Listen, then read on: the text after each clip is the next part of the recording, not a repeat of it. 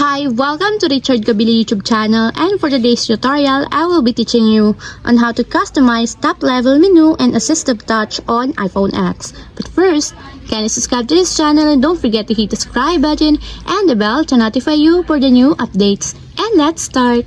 Using your iPhone X, from your home screen first, go to Settings. Then in the settings, scroll down and find the accessibility and then tap. Then in this part in the accessibility, scroll down and go to physical and motor section and then tap the touch. Then in this part in the touch, tap the assistive touch. Then in the assistive touch, find and tap the customize top level menu. Then in this part in the customize top level menu, you can now change the icon that you want in your assistive touch. For example, you want to change your icon. Just tap the icon that you want to change. For example, you want to change the notification center.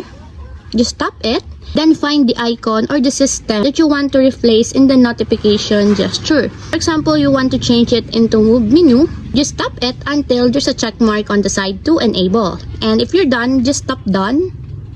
And as you will see that the icon is now changed. Just like the others, you can now change the icon here by tapping the icon that you want to change or replace.